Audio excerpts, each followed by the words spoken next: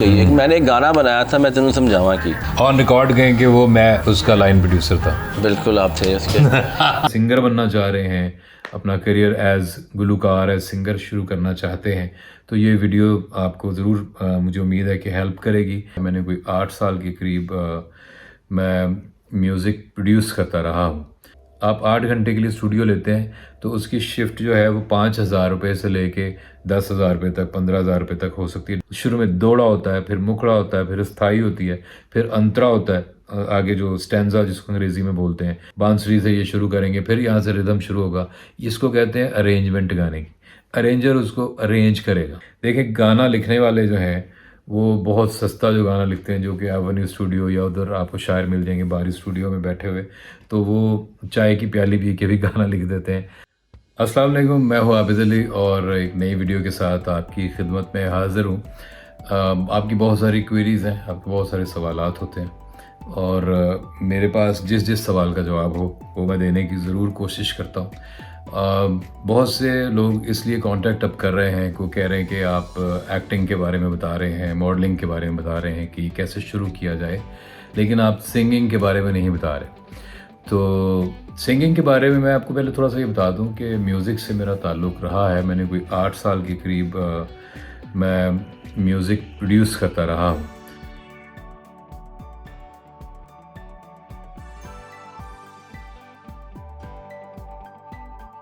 اور اس دوران میں نے تقریباً کوئی 50-60 کے قریب گانے جو ہیں وہ پروڈیوس کیے مختلف سنگرز کے ساتھ، موسٹلی جواد احمد کے ساتھ. جواد بھائی میں ان کو کہتا ہوں. تو میں نے ان کے ساتھ 8 سال کام کیا ہے. ہم نے وہ 3-4 البمز جو ہیں وہ پروڈیوس کی، جس میں اچیا مجاجاں والی بہت بڑا ہٹ ہوا، وہ کہندی سیاں میں تیریاں، اللہ میرے دل کے اندر، مہندی، دوستی، اور دو فلمز تھیں ان کا بھی میں میوزک پروڈیوسر تھا، لائن پروڈیوسر تھا ان فلموں کا. تو میوزک بھی پروڈیوس کیا. آپ کو یاد ہوگا وہ گانا، ہو نہیں سکتا آپ نے نہ سنا ہو، ورثہ فلم کا میں تینوں سمجھاواں کی، جو کہ بہت بڑا ہٹ ہوا. انڈیا میں بھی وہ گانا اپنی فلم میں لیا اور یہاں پہ بھی بہت بڑا ہٹ تھا. ایک میں نے ایک گانا بنایا تھا، میں تینوں سمجھاواں کی، ٹھیک ہے. اب وہ ایک میرا اپنا جانر ہے، میں اس کو الحمدللہ کہتا ہوں یہ پاکستان ہے، ٹھیک ہے. آن ریکارڈ گئے کہ وہ میں اس کا لائن پروڈیوسر تھا. بالکل آپ تھے اس کے ہماری بہت ساری ایسی چیزیں ہیں میری کامیابی میں، آپ کی کامیابی میں، جس میں ہم ساتھ ہیں. الحمدللہ. تو اس کے علاوہ کچھ گانے میں نے خود گائے بھی. اب میں نے ایک ڈرامہ پروڈیوس کیا تھا، اس کا OST میں نے گایا. 1-2 کمرشلز گائے میں نے مختلف لوگوں کے لیے. پھر اس کے علاوہ انڈیویجول گانے بھی گائے جو کہ میرے یوٹیوب چینل پہ پڑے ہوئے ہیں. ایک گانا میں نے اپنی والدہ کو ڈیڈیکیٹ کیا ان کے جانے کے بعد، وہ بلکہ میں دنیا کی ساری ماؤں کے لیے وہ میں نے اپنے عقیدت کا اور عزت کا اور پیار کا اظہار کرنے کی کوشش کیا اس گانے کے تھرو. تو میوزک سے میرا تعلق ہے اور رہا ہے، رہے گا. اور میں اس لیے میں آپ کو یہ بتا سکتا ہوں کہ اگر آپ نے سنگنگ شروع کرنی ہے تو آپ کیسے کر سکتے ہیں. تو اس کے 2 حصے ہیں اس چیز کے. پہلا حصہ تو یہ ہے کہ کیا آپ کے اندر ٹیلنٹ ہے یا نہیں ہے. دیکھیں ایکٹنگ میں ایسا ہو سکتا ہے کہ کسی آدمی کے اندر بہت زیادہ ٹیلنٹ نہ ہو، لیکن اس کی کوئی چیز مشہور ہو جائے اور وہ سالوں ایکٹنگ سے پیسے کماتا جائے، ایسا ہو سکتا ہے. لیکن سنگنگ کے لیے ایک چیز ہوتی ہے آواز، وہ آپ کو اللہ کی طرف سے ملتی ہے، اور کہ وہ اس قابل ہے کہ لوگوں کے کانوں میں جائے تو لوگوں کو اچھا لگے سننا، لوگ اس کو سننا چاہیں. تو یہ آپ کے ہاتھ میں نہیں ہے، یہ اللہ تعالیٰ کی طرف سے ہوتی ہے. اور پھر وہ آواز سر میں بھی ہو، یہ تو بالکل ہی آپ کے ہاتھ میں نہیں ہے، یہ اللہ تعالیٰ کی طرف سے ہوتا. تو کیونکہ سر جو ہے وہ ایک سائنس کی طرح ہے. جو سر پاکستان میں ہے وہی سر انگلینڈ میں بھی ہے، وہی امریکہ میں ہے، وہ ایک ہے. اسی لیے جو کی بورڈ یا جو پیانو امریکہ میں بجتا ہے وہ پاکستان میں بھی بجتا ہے. جو ای میجر یا ای مائنر یہ میوزک کے سکیلز ہیں، امریکہ میں ہے، انگلینڈ میں ہے، افریقہ میں ہے، پاکستان، وہ پوری دنیا میں ایک ہی ہے. تو اس لیے یہ ایک سیریس ٹیلنٹ ہے. اور اس کا پہلا حصہ یہ ہے کہ پہلی بات تو یہ ہے کہ آپ کے اندر وہ آواز اللہ تعالیٰ نے آپ کو دی ہے، گفٹ وہ دیا ہے کہ نہیں. کیونکہ آپ کو پتہ ہے کہ حضرت داؤد جو پیغمبر تھے وہ ان کا معجزہ جو تھا وہ ان کی آواز تھی. ان کی آواز بہت خوبصورت تھی اور ان کی آواز میں بہت کشش تھی. ان کا یہ معجزہ تھا. تو یہ آواز جو ہے یہ اتنا بڑا اللہ تعالیٰ کا گفٹ ہے. تو یہ ہے اس میں کہ پہلے تو وہ آواز آپ کی ہونی چاہیے. دوسرا آپ کے اندر ردھم ہونا چاہیے, ٹیمپو جس کو بولتے ہیں, کہ آپ ایک بیٹ کے اندر ایک دیکھیں پوری کائنات ایک بیٹ کے اندر ہے, ایک ٹیمپو کے اندر ہے. آپ کا دل جو ہے وہ 1 منٹ میں 72 ٹائمز دھڑکتا ہے.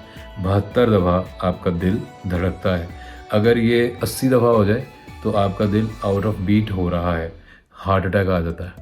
اگر یہ لو ہو جائے, یہ 72 سے نیچے آ جائے 60-65, تو بھی آپ کو ہاسپٹل جانا پڑے گا. جو چلتے ہیں جب آپ, تو آپ ایک ردھم میں چلتے ہیں. جب آپ کو ٹھوکر لگتی ہے آپ کا ردھم ٹوٹتا ہے, آپ گر جاتے ہیں. تو پوری کائنات جو ہے وہ ایک ردھم میں ہے. یہ جو پرندے بولتے ہیں یہ سر میں بولتے ہیں, ٹھیک ہے. اور جو سیارے اور یہ زمین اور پوری کائنات کی جو حرکت ہے یہ ایک پورا ایک ٹیمپو ہے, یہ ایک ردھم میں چل رہے ہیں. جب ان کا ردھم ٹوٹے, اگر خدا نہ خواستہ تو یہ آپس میں ٹکرا جائیں, تو یہ اپنے ٹیمپو میں چلتے رہتے ہیں, ٹھیک ہے. پوری کائنات اس طرح سے ڈیزائن ہوئی ہوئی ہے. ہر چیز, ایون آپ گاڑی سٹارٹ کریں گے نا تو وہ بھی ایک ردھم میں اس کے پسٹن چلتے ہیں. وہ اس کے پسٹن اس ردھم کو بریک کر دیں, اس میں نہ چلیں تو مطلب گاڑی خراب ہو گئی. جس طرح دل اگر ایک ردھم میں نہ چلے مطلب ہارٹ اٹیک. تو یہ ردھم جو ہے نا, اس کو سمجھیں کہ کائنات کی ہر چیز جو ہے ایک ردھم کے اندر ہے اور ایک ٹیمپو کے اندر. تو اب وہ ٹیمپو آپ کے اندر ہے کہ نہیں, یہ دیکھنے والی بات ہے. پہلی بات آ گئی سر, دوسری بات آ گئی لے یا ٹیمپو, کہ یہ دونوں چیزیں آپ کے پاس ہونی چاہیے, تب آپ سنگنگ کی طرف آ سکتے ہیں. تیسرا حصہ اس کا یہ ہے کہ ٹریننگ, جس کو کہتے ہیں ریاض کرنا, جس کو کہتے ہیں کسی استاد سے ٹریننگ لینا, سنگنگ کی ٹریننگ. سنگنگ کے جو بہت بڑے بڑے استاد ہیں لاہور میں, سنگنگ کی بہت اکیڈمیز ہیں لاہور میں. الحمرہ میں سنگنگ کے بہت اچھے وہ ہیں. لاہور میں NCA میں میوزیکالوجی کی ماسٹر ڈگری ہے, BS آنرس, 4 سال آپ کو میوزیکالوجی پڑھاتے ہیں ایز سبجیکٹ. لاہور میں BNU میں میوزیکالوجی ہے.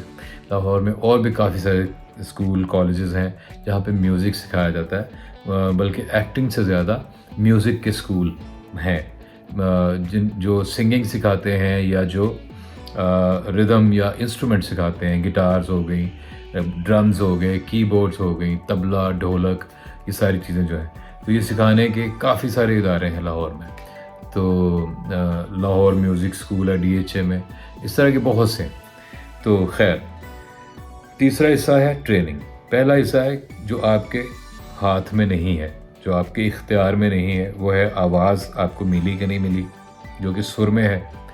دوسری کہ آپ کے اندر ٹیمپو ہے یا نہیں ہے, ردھم جس کو بولتے ہیں, جس کو لے بولتے ہیں, ٹھیک ہے. جو طبلے کی لے ایک چل رہی ہوتی ہے, ایک ٹیمپو چل رہا ہوتا ہے, ایک ردھم چل رہا ہوتا ہے. تو تیسری, جب یہ 2 چیزیں پری ریکوزیشنز ہوں آپ کے پاس, جو کہ آپ ایکوائر نہیں کر سکتے, آپ یہ نہیں کر سکتے آپ پیسے دے کے سریلے ہو جائیں, ٹھیک ہے, آپ پیسے دے کے ردھم میں آ جائیں, ٹیمپو میں آ جائیں, ایسا نہیں ہو سکتا. یہ اللہ کی طرف سے ہوگا. اگر یہ دونوں چیزیں ہیں تو تیسری چیز پیسے سے ہو سکتی ہے, ٹریننگ. آپ جاتے ہیں اکیڈمی جوائن کرتے ہیں, مہینے کی فیس دیتے ہیں جو بھی ہے, اور جتنی دیر چاہے وہاں آپ سیکھ سکتے ہیں, اور جو بھی آپ سیکھنا چاہیں سیکھ سکتے ہیں, گانا یا بجانا, کوئی انسٹرومنٹ وغیرہ. تو یہ تو ہو گئی وہ والی چیزیں 3. اب میں اب ان سے مخاطب ہوں جو کہ گا سکتے ہیں, جن کے اندر ردھم بھی ہے, جن کو بیسک تھوڑا بہت نالج ہے. وہ بے شک کسی سے سیکھے ہوئے نہ ہوں, لیکن کچھ ایسے لوگ ہیں جن کو گا کے, جن کی نقل کر کے لوگ اصل ہو جاتے ہیں, جن کو گا کے آپ سنگر بن جاتے ہیں. جیسے کہ نصرت فتح علی صاحب ہیں, مہدی حسن صاحب ہیں. جیسے کہ وہ ڈپینڈ کرتا ہے کہ آپ کی اپنی ووکل رینج کیا ہے. ووکل کارڈز ہوتے ہیں یہاں گلے میں نا, ووکل کارڈز ہوتے ہیں, یہ ایسے کر کے ایک جگہ بنی ہوتی ہے, ایسے کر کے, ٹھیک ہے. تو جب آپ بولتے ہیں, جب اب میں بول رہا ہوں تو یہ ایسے گلا میرا کھلتا ہے, اس میں سے ایئر آتی ہے لنگس سے, ٹھیک ہے. وہ جب ایئر کراس ہوتی ہے یہاں سے تو یہ آواز پیدا ہوتی ہے.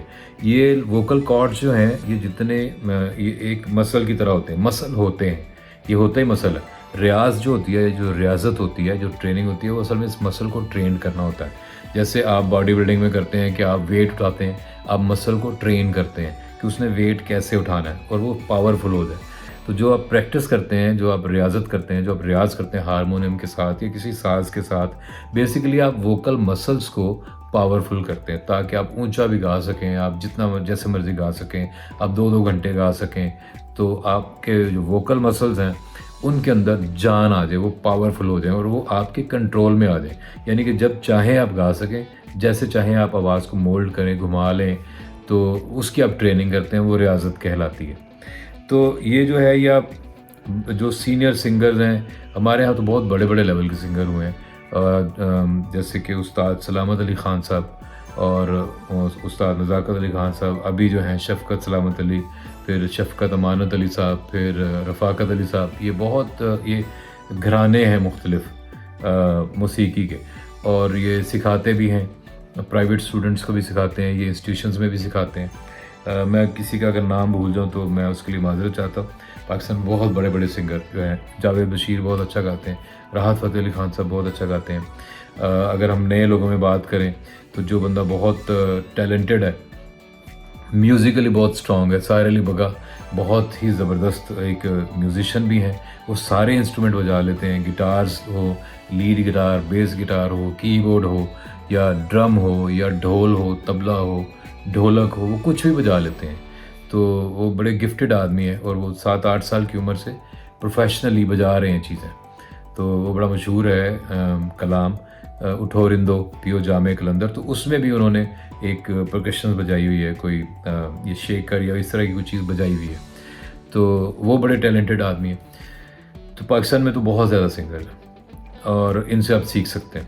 جو سیکھنے کا مرحلہ ہے وہ یہ ہے کہ آپ کسی سنگر کو سنتے ہیں, آپ کو لگتا ہے آپ کی آواز اس سے میچ کرتی ہے, پھر آپ کو لگتا ہے آپ اسی طرح کے گانے گانا چاہتے ہیں, تو آپ اس کے گانے گانا شروع کر دیتے ہیں. تو یہ بھی ایک ٹریننگ ہوتی ہے, اس کے گانے گا کے آپ اس پہ ٹرینڈ ہو جاتے ہیں. اس میں غلطی یہ ہوتی ہے کہ آپ اس کو کاپی کرنا شروع کر دیتے ہیں. جب آپ اس کو کاپی کرتے ہیں تو آپ کا کیریئر ختم ہو جاتا ہے, کیونکہ آپ کاپی بن رہے ہیں اور ایک اصل موجود ہے آلریڈی مارکیٹ میں, تو کوئی آپ کو کیوں سنے گا. جیسے لوگ جیسے سونو نگم ہے, وہ رفیع صاحب کو گا کے اس کی ٹریننگ ہو گئی ہے, اس کی پیرنٹس بھی گاتے تھے, اس کی ویسے بھی فارمل ٹریننگ بھی ہے, تو وہ رفیع صاحب کو گا کے ان کی نقل کر کے, لیکن اس نے اپنا ایک برقرار رکھا.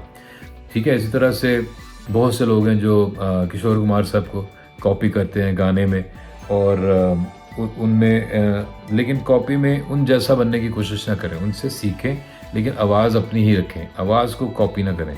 عاطف اسلم جیسے ایک ڈیفرنٹ ٹون کی وجہ سے اگر وہ کسی کو کاپی کرے گا وہ بالکل ہی ختم ہو جائے. کوئی بھی سنگر جو کسی کو کاپی کرتا ہے وہ ختم ہو جاتا ہے, کیونکہ وہ کاپی ہوتا ہے, اصل ہوتی ہے, کاپی کو کوئی نہیں سنتا. تو اب ہم آ جاتے ہیں کہ فارمل ٹریننگ تو یہ جو انسٹیٹیوشن سے ہوتی ہے. انفارمل ٹریننگ یہ ہے کہ آپ کسی سنگر کو پسند کرتے ہیں, آپ اس کے گانے گاتے رہتے ہیں, آپ کی آواز پہ وہ گانے سوٹ کرتے ہیں, اور آپ کی بھی ووکل ٹریننگ ہو جاتی ہے. زیادہ تر جو لوگ گاتے ہیں, جو لڑکے گاتے ہیں ایمیچورز, وہ اسی طرح سے گاتے ہیں کہ وہ لوگوں کے اریجیت کے گانے گا رہا ہے, کوئی کسی کے موہت چوہان کے گانے گا رہا ہے, کوئی کسی کے گانے گا رہا ہے, عاطف اسلم کے گا رہے, راحت کے گا رہے. تو گا کے وہ ان کی ٹریننگ ہو جاتی ہے, ان کی ووکل کارڈز ٹرین ہو جاتے ہیں, تو وہ اسی طرح کا گا لیتے ہیں. اب یہ ہو گیا 3 حصے اس بات کے, سر, ردم اور ٹریننگ.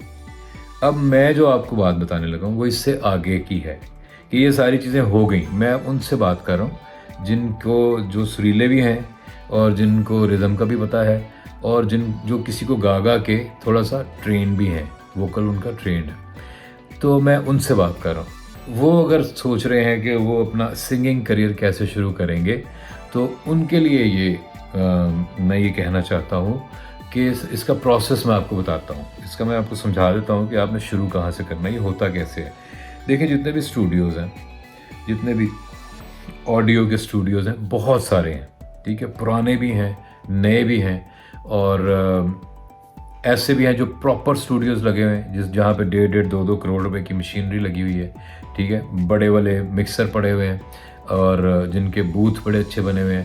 جو مائکس ہوتے ہیں, مائک جس پہ ریکارڈنگ ہوتی ہے, وہ 20-25 ہزار روپے سے لے کے 20-25 ہزار روپے کا کوئی مائک ویسے نہیں ہوتا. وہ بالکل ہی آپ سمجھ لیں کہ ایمیچور انیشیل لیول کا ایک مائک ہوتا ہے.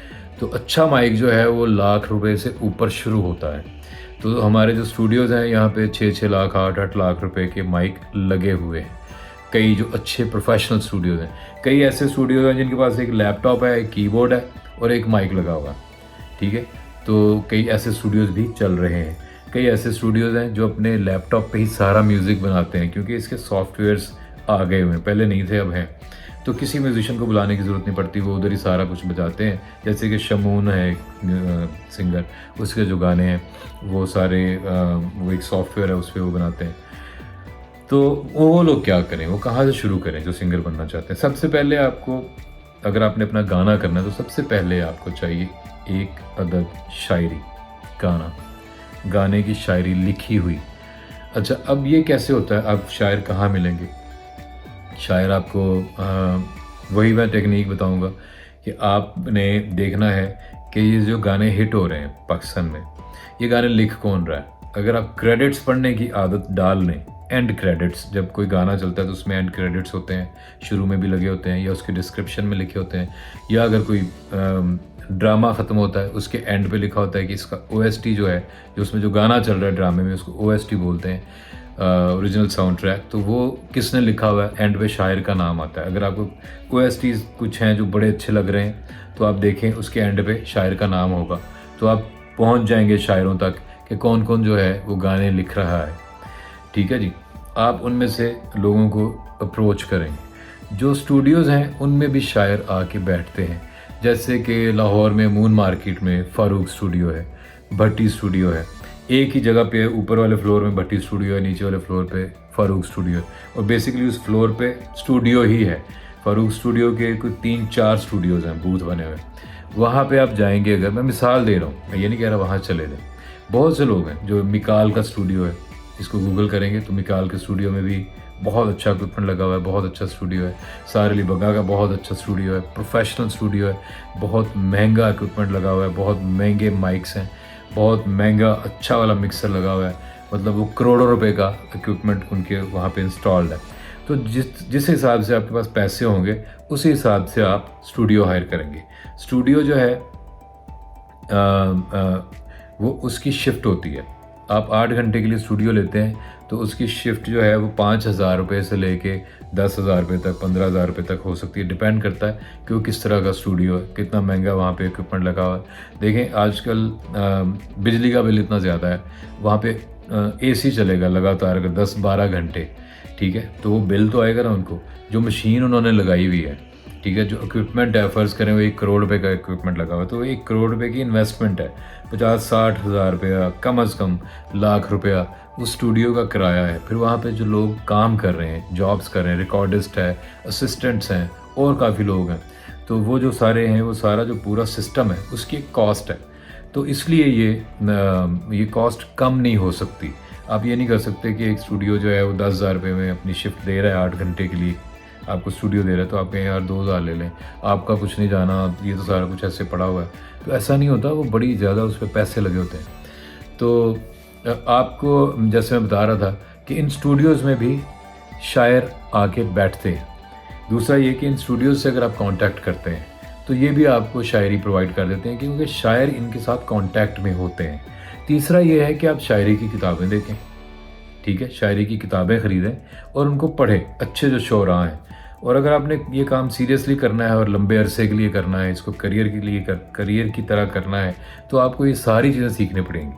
تو آپ کو اچھی پوئٹری پڑھنی پڑے گی, آپ کو فراز کو پڑھنا چاہیے, آپ کو فیض صاحب کو پڑھنا چاہیے, آپ کو غالب کو پڑھنا چاہیے, اقبال صاحب کو پڑھنا چاہیے, آپ کو منیر نیازی صاحب کو پڑھنا چاہیے, ابن انشا کو پڑھنا چاہیے, ٹھیک ہے, شہزاد احمد صاحب کو پڑھنا چاہیے, فرد عباس شاہ کو پڑھنا چاہیے, وسیع شاہ کو پڑھنا چاہیے. اتنے شاعر, ان کو پڑھیں گے تو آپ کو شاعری کا تھوڑا بہت آئیڈیا ہو جائے گا کہ شاعری میں ردیف, قافیہ کیا ہوتا ہے, وزن کیا ہوتا ہے, ٹھیک ہے, نئے نئے لفظ آپ کے ذہن میں آئیں گے. تو یہ ہوگا کہ جب آپ کسی شاعر کے ساتھ بیٹھیں گے, 1-2 گانے آپ اس کے ساتھ لکھیں گے, لکھوائیں گے, تو آپ کو خود بھی تھوڑا بہت آئیڈیا ہو جائے گا کہ ایک لائن میرے ذہن میں آ گئی, تو اب میں اس پہ شاعری کر کے اس کو گانا کیسے بناؤں, ٹھیک ہے. تو اب جو گانے ہیں یہ وہ والی شاعری تو ہے نہیں اس میں کہ یہ گانا جو ہے آج سے 10 سال پہلے, 20 سال پہلے کا بنا ہوا, مجھ سے پہلی سی محبت میرے محبوب نہ مانگی, آج جانے کی ضد نہ کرو. تو وہ جو ہے وہ آج تک وہ گانا زندہ ہے. اب تو گانے کی عمر 2-3 مہینے سے زیادہ ہے نہیں, 2-3 مہینے بھی نہیں ہے, اس سے بھی کم ہے. تو وہ شاعری تو آپ تھوڑی سی محنت کریں گے آپ بھی کر لیں گے، جو 2-3 مہینے یا 2-3 ہفتے چل جائے وہ شاعری، وہ تک بندی آپ خود بھی کر لیں گے تھوڑی سی پریکٹس اور ٹریننگ کے بعد. اور بہتر اس کا طریقہ یہ ہے کہ آپ خود پہلے کتابیں پڑھتے رہیں، ٹھیک ہے. جان ایلیا، ساغر صدیقی صاحب، ان سب کو پڑھیں. ساحر لدھیانوی جنہوں نے گانے لکھے ہیں، ٹھیک ہے، اور قتیل شفائی صاحب انہوں نے گانے لکھے ہیں. تو آپ ان لوگوں کو پڑھتے رہیں. ان کو پڑھتے پڑھتے آپ کے ذہن میں گانے کا آپ کو سمجھ آ جائے گی کہ گانے کا سٹرکچر کیا ہوتا ہے. ایک استھائی ہوتی ہے، ٹھیک ہے، اس سے پہلے مکھڑا ہوتا ہے بعض دفعہ، ٹھیک ہے، اور یا پنجابی میں ہمارے جو گانے ہوتے ہیں شروع میں دوڑا ہوتا ہے، پھر مکھڑا ہوتا ہے، پھر استھائی ہوتی ہے، پھر انترا ہوتا ہے آگے جو سٹینزا جس کو انگریزی میں بولتے ہیں، پھر انٹرول ہوتا ہے، پھر انٹرول کے بعد پھر اگلا انترا ہوتا ہے، پھر انٹرول ہوتا ہے، پھر لاسٹ سٹینزا ہوتا ہے. تو اس طرح کر کے نا گانے کا ایک سٹرکچر سمجھیں گے کیسے ہے. جب آپ 8-10-9 گانے اس سوچ کے ساتھ سنیں گے، رفیع صاحب کے، کشور صاحب کے، کمار سانو کے، ادت نارائن کے، سونو نگم کے، شان کے، کسی کے بھی، تو آپ کو گانے کا سٹرکچر سمجھ آئے گا کہ ایک ریپیٹ لائن آ رہی ہے، ایک لنک لائن آ رہی ہے، ایک برج آ رہا ہے. تو یہ گانے کا سٹرکچر ہے. برج لائن کس کو بولتے ہیں، لنک لائن کس کو بولتے ہیں، ریپیٹ لائن کون سی ہے اس میں، ٹھیک ہے. تو یہ سارا سٹرکچر سمجھیں گے. آپ 1-2 گانے کسی سے لکھوائیں گے، اس کے ساتھ بیٹھیں گے، آپ دیکھیں گے اس کو کام کرتے اس شاعر کو کہ آپ نے صرف ایک لائن بتائی تو اس نے تھاٹ کیسے ڈیولپ کیا، لفظ کیسے یوز کیے، تو وہ آپ کو ٹیکنیک اس کی سمجھ آ جائے گی. تو آپ خود بھی لکھنا شروع کر دیں گے. شاعری جب آپ نے چوز کر لی تو اس کے بعد اسٹوڈیو میں ایک بندہ ہوتا ہے جو کمپوزر ہوتا ہے، جو کہ اس کی ٹیون بنائے گا، ٹھیک ہے. شاعری کی ٹیون بنے گی. ٹیون بنانے کے بعد کمپوزر اور ارینجر ایک ہی آدمی ہوتا ہے. کمپوزر جو ہے وہ آپ کو اس کی کمپوزیشن بنا کے دے گا کہ اس کو ہم ایسے شروع کرتے ہیں. شروع میں آپ ایک ایسے آواز لگائیں گے، پھر ہارمنیز ہوں گی، پھر اس کے بعد یہ لائن ایسے گائی جائے گی، یہ لائن ایسے گائی جائے گی، اس کو ہم ریپیٹ کریں گے، ادھر انٹرول آ جائے گا. وہ کمپوز کر دے گا. اس کے بعد ارینجر ہوگا، وہ میوزک ارینج کرے گا. وہ کی بورڈ لے کے بیٹھے گا جس کو وہ پیانو بنا ہوتا ہے. کی بورڈ جو ہیں اچھے بنے ہوئے ہیں، کیسیو کے یا یامہا کے، وہ ان کے پاس ہوتے ہیں. وہ بھی بڑے مہنگے ہوتے ہیں، 5-6 لاکھ روپے کے ہوتے ہیں اچھے والے جو. تو اس کے اوپر وہ ارینجمنٹ کرے گا. یعنی کہ شروع میں ہم بڑا سلو شروع کریں گے، بیس آئے گی، بیس گٹار بجے گی، پھر کک انٹر ہوگی، اس کے بعد پھر ہم اس کو ہلکا سا بانسری سے یہ شروع کریں گے، پھر یہاں سے ردم شروع ہوگا. اس کو کہتے ہیں ارینجمنٹ گانے کی. ارینجر اس کو ارینج کرے گا. اب آپ کے پاس شاعری آ گئی، آپ کے پاس ٹیون بھی آ گئی، آپ کے پاس بیسک ردم بھی آ گیا. اب آپ اس گانے کو پریکٹس کریں گے. آپ اس گانے کو بہت دفعہ گائیں گے پریکٹس کر کے. اس کے بعد آپ کیا کریں گے کہ آپ کا ریکارڈنگ کا دن ہوگا. آپ مائک پہ کھڑے ہوں گے، سامنے وہ گانا لکھا ہوگا، آپ وہ گانا ریکارڈ کرا دیں گے. ٹھیک ہے جی، یہ گانا ریکارڈ کروا دیا آپ نے. اس کے بعد یہ گانا آ گیا ان کے پاس سسٹم میں. اب اس گانے کی مکسنگ شروع ہوگی. مکسنگ یہ ہوتی ہے کہ سارے میوزیشنز اپنی چیزیں بجا کے چلے گئے ہیں، ٹھیک ہے. ردم والے نے وہ ڈرم بجا دیا یا انہوں نے کی بورڈ سے پلے کر دیا. ساری انسٹرومنٹ کی بورڈ میں بھی ہوتے ہیں. آپ طبلہ بھی کی بورڈ سے بجا سکتے ہیں، یا آپ چاہیں تو آپ کسی طبلہ بجانے والے میوزیشین کو بلائیں اور اس کو بلوا کے اس سے بجوائیں اور ریکارڈ کر لیں. یہ دونوں طرح سے ہوتا ہے. گٹارز آپ گٹارسٹ کو بلائیں، وہ بجا دے گا، یا گٹاریں کی بورڈ سے بھی بج جاتی ہیں. اس میں پوری آپشنز ہوتی ہیں، آپ کوئی بھی ٹون بجا سکتے ہیں اس میں سے. تو یہ بجا دیا آپ نے، ریکارڈ کر لی. اب کرنا یہ ہوتا ہے کہ بیس گٹار آپ نے تھوڑی سی نیچے کرنی ہے، ڈرم تھوڑا سا اٹھانا ہے، لیڈ گٹار کو تھوڑا سا کنٹرول کرنا ہے. یہاں پہ ہم نے ہلکا سا ڈیلے دینا ہے، یہاں پہ ہم ریورب دیں گے، ٹھیک ہے. یہاں پہ ہم نے ووکل کمپریسر لگانا ہے. آپ نے جو گا دیا وہ را وائس ہوتی ہے، اس کو انہوں نے ٹریٹ کرنا ہوتا ہے، اس کو ایڈٹ کرنا ہوتا ہے. اور اس کو اب تو اس کو سر میں بھی کر لیتے ہیں. اگر بے سرا بھی کوئی گا دے تو اس کو آٹو ٹیونر لگا کے اس کو سر میں کر لیتے ہیں، سر میں لے آتے اس کو. یہ نہیں کہ بالکل ہی کوئی بے سرا ہو تو اس کو سر میں لیں گے، لیکن اگر کوئی گا رہا ہے اور تھوڑا بہت سر ہلتا ہے اس کا، تو وہ اس کو آٹو ٹیونر کمپیوٹر میں اس سافٹ ویئر میں آپشن ہوتی ہے، اس کو ٹیون میں لے آتے ہیں، اس کو سر میں کر لیتے ہیں. تو یہ اس کو بولتے ہیں مکسنگ کرنا. تو آپ کا ایک فائنل مکس بنائیں گے، وہ گانا آپ کے پاس آ جائے گا. اب آتے ہیں کہ اس کے اوپر لگتے کتنے پیسے ہیں. دیکھیں، گانا لکھنے والے جو ہیں وہ بہت سستا جو گانا لکھتے ہیں، جو کہ ایونیو اسٹوڈیو یا ادھر آپ کو شاعر مل جائیں گے باری اسٹوڈیو میں بیٹھے ہوئے، تو وہ چائے کی پیالی پی کے بھی گانا لکھ دیتے ہیں، اور یا 1000-1500 لیں گے گانا لکھتے ہیں وہ، لیکن وہ گانا بھی ویسے ہی ہوگا جو 1000-1500 میں آتا ہے. تو اچھے شاعر جو ہیں وہ ایک گانے کا 5,000 سے 10,000 روپیہ لیں گے، ٹھیک ہے. 2-3 ہزار روپیہ بھی لے لیں گے. ایسے بھی آپ کو شاعر مل جائیں گے، گانا لکھ دیں گے. تو 2-3 ہزار، 4,000، 5,000 میں آپ کو شاعری مل جائے گی. اس کے بعد پھر جو کمپوزر اور ارینجر ہے وہ میں آپ کو بات کر رہا ہوں جو بالکل منیمم ہے، جن کو کوئی بہت زیادہ لوگ جانتے نہیں ہیں، جن کا نام نہیں ہے زیادہ، اور وہ ایک مناسب سا کام کرتے ہیں، مناسب سا گانا بنا دیں گے، تو وہ لے گا آپ سے 10-15-20 ہزار روپیہ. وہ آپ کا گانا جو ہے وہ کر دے گا، سیکوینس کر دے گا، گانا ارینج کر دے گا، اس میں میوزک بجا دے گا، ٹیون بنا دے گا. تو آپ کے 5,000 کی پوئٹری آپ کا 10-15-20 ہزار روپے تک ایک مناسب سا ارینجمنٹ، اور آپ کا اسٹوڈیو کی کاسٹ ڈال دیں 5-10 ہزار روپے اور آپ لگا لیں، تو یعنی کہ آپ کا گانا جو ہے وہ سمجھ لیں کہ جو بالکل انیشیل کاسٹ ہے، جو بالکل باٹم لائن ہے، یعنی کہ اس سے نیچے آپ بنائیں گے تو وہ گانا آپ خود بھی نہیں سنیں گے. جو مناسب سا ہے بالکل ایسے کہ آپ سن لیں کہ یہ ساری چیزیں پوری ہیں، مائک بھی ٹھیک ہی تھا، ارینجمنٹ بھی ٹھیک ہی ہو گیا، تو وہ 25-30 ہزار روپے میں بنتا ہے. اب آپ آ جاتے ہیں کہ مشہور لوگ، آپ نے مشہور آدمی سے شاعری کروائی تو وہ 5 سے 10 ہزار روپے لے گا. آپ کسی مشہور ارینجر اور کمپوزر کے پاس پہنچ گئے ہیں تو وہ 50 ہزار روپے سے لے کے تو 2-3 لاکھ روپے تک لے گا. ٹھیک ہے. اس کے بعد ریکارڈنگ وہ سارا کچھ کرنے کا، جیسے کہ جو مشہور نام ہیں جن کا کام بہت زیادہ چلتا ہے، جو OSTs بناتے ہیں، جو فلموں کا میوزک کرتے ہیں، ان کے ساتھ اگر آپ ایک گانا کریں گے تو آپ کا 2-3 لاکھ روپیہ لگے گا، کم از کم آپ کا 2-3 لاکھ روپیہ لگے گا پورا ٹوٹل. اس میں شاعری بھی ہوگی، ارینجمنٹ بھی ہوگا، کمپوزیشنز بھی ہوگی، ریکارڈنگ بھی ہوگی، مکسنگ بھی ہوگی. تو یہ اگر آپ نے پریزنٹیبل لیول کا کام کرنا ہے، جو کہ ٹی وی پہ چلے، جو کہ سوشل میڈیا پہ چلے، اور جو کہ لیٹسٹ ساؤنڈ کر رہا ہو، تو وہ آپ کا 2-3 لاکھ روپیہ 4 لاکھ روپیہ لگے گا اس آڈیو کے اوپر صرف. اس کے بعد ویڈیو ہے، وہ الگ گیم ہے، وہ ہم کسی اور ویڈیو میں ڈسکس کر لیں گے کہ میوزک ویڈیو کے اوپر میں ایک ویڈیو کر دوں گا کہ اس پہ کتنے پیسے لگتے ہیں. لیکن پہلی چیز جو ہے وہ ہے آڈیو. تو آج کی ویڈیو جو ہے وہ آڈیو کے بارے میں ہی ہے. تو اس کا مطلب یہ ہے کہ اگر آپ نے بالکل ایک انیشیل لیول کا گانا کرنا ہے تو آپ کو 25-30 ہزار روپے چاہیے ایک گانے کے لیے، جو کہ پراپر سیٹ اپ پہ ریکارڈ ہوگا. ایسا نہیں کہ لیپ ٹاپ پہ ریکارڈ ہوگا، وہ ایک پراپر اچھا ان کا ریکارڈنگ اسٹوڈیو ہوگا، لوگ بیٹھیں گے، میوزک پلے کریں گے اور وہ ریکارڈ کریں گے، آپ کا گانا بن جائے گا. تو 25 سے 30 ہزار روپے آپ ذہن میں رکھیے کہ اتنے پیسے لگتے ہیں ایک آڈیو ریکارڈ کرنے کے لیے، جو کہ 3 سے 4 منٹ کا ہوتا ہے. تو اگر آپ سنگر بننا چاہ رہے ہیں، اپنا کریئر ایز گلوکار، ایز سنگر شروع کرنا چاہتے ہیں، تو یہ ویڈیو آپ کو ضرور مجھے امید ہے کہ ہیلپ کرے گی. اس میں نے ایکسپلین کر دیا کہ کس طرح سے جو پری ریکوزیشنز ہیں، جیسے کہ سر ہو آپ کے اندر، ردم ہو آپ کے اندر، اور تھوڑی بہت فارمل یا انفارمل ٹریننگ ہو آپ کی، تو اس کے بعد اس کا پروسیجر کیا ہے. شاعری لیتے ہیں آپ، کمپوزیشن بناتے ہیں، میوزک ارینج کرتے ہیں، ووکل ریکارڈنگ کرتے ہیں، فائنل مکسنگ کرتے ہیں، اور گانا آپ کے ہاتھ میں آ جاتا ہے. اور اس کا جو باٹم لائن ہے بجٹ، سٹارٹنگ بجٹ اس کا 25 سے 30 ہزار ہے.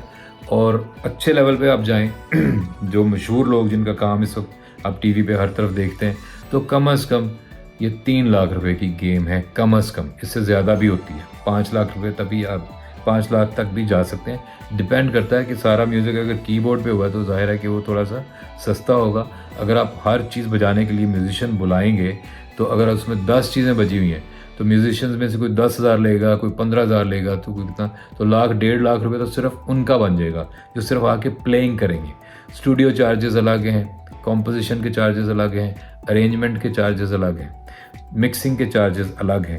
تو اس کا مطلب ہے اگر آپ سارے مشہور میوزیشینز بلائیں گے، مشہور ارینجرز لیں گے، مشہور کمپوزرز لیں گے، اچھا اسٹوڈیو لیں گے، تو گانا آپ کا 3 لاکھ روپے سے شروع ہوگا، 5 لاکھ روپے تک بنے گا.